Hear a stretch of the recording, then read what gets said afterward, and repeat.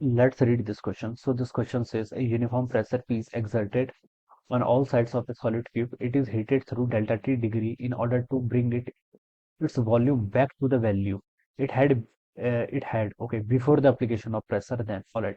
हमसे पूछा गया कि देखिए टेम्परेचर राइज करने के कारण इसकी वॉल्यूम पर चेंज आएगा। ठीक है, ठीक है।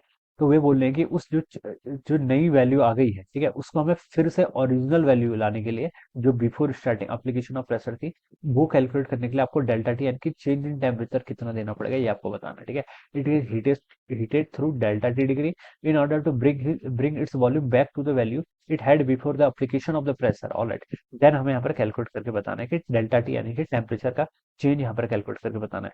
तो देखिए बच्चों, ये इस क्वेश्चन का की कॉन्सेप्ट देखिए क्या लिख सकते हैं। The key concept of this question is क्या लिखेंगे, बल्क मॉडुलस लिख लीजिए। ठीक है, बल्क मॉडुलस भी लिख सकते हैं या फिर थर्मल एक्सपेंशन पर ही बेस्ड क्वेश्चन है। ठीक है, तो आप ये भी लिख सकते हैं, बल्क मॉडुलस भी इस क्वेश्चन का की कॉन्सेप्ट लिख सकते हैं।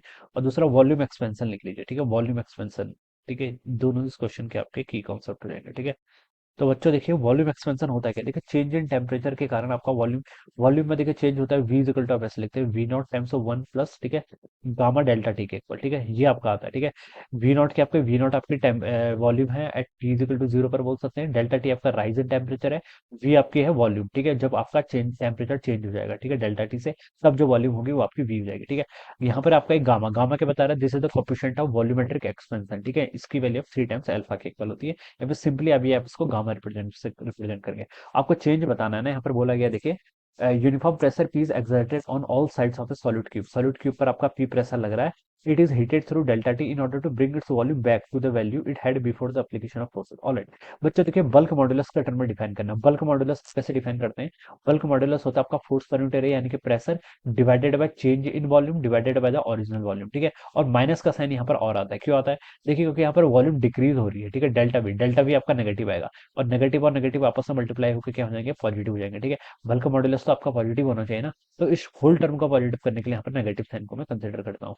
लेकिन देखिए यहाँ पर क्वेश्चन सॉल्व करते हैं ना, हम इसको most of the time ignore ही करते हैं। तो मैं इसको simply PV by delta V लिख लेता हूँ।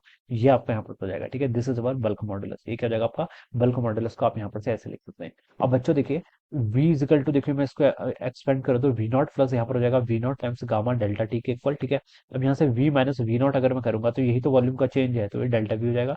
Delta v equal to V naught times gamma delta T के इक्वल हो जाएगा। Right, this is my question number one and let this is my question number two. ठीक है, अब मुझे इनके बीच में रिलेशनशिप बतानी है। तो डेल्टा v को देखिए बच्चों मैं यहाँ पर से रिप्लेस कर लेता हूँ, तो ये हो जाएगा pv divided by delta v। Delta v को इक्वेशन वन से क्या लिखा जा सकता है, वी नॉट या फिर ओरिजिनल वॉल्यूम v हमने यहाँ पर बोल रखा है, या तो दोनों को एक्सप्रेशन को एक सेम पुट कर लीजिए। ठीक है, या फिर आप इसको यहाँ पे चलिए वी नॉट लिख लिया। ऑलराइट, ये हो जाएगा डेल्टा वी को मैं यहाँ से क्या लिखता हूँ, V naught times gamma delta T के इक्वल। ठीक है, तो वी नॉट से आपका यहाँ पर वी नॉट कैंसिल हो जाएगा, ये हो जाएगा वी डिवाइडेड बाय आपका गामा टाइम्स डेल्टा टी। ठीक है, और आपको डेल्टा टी बताना था, यहाँ पर डेल्टा टी को स्मॉल टी से रिप्रेजेंट कर रखा है, तो चलिए डेल्टा टी लिख लेते हैं। ये हो जाएगा पी डिवाइडेड बाय आपका गामा टाइम्स आपका बीटा के इक्वल, वी के इक्वल हो जाएगा, सॉरी। ऑलराइट, तो ये इसका आंसर होना चाहिए। ठीक है, तो delta T equal to P divided by gamma B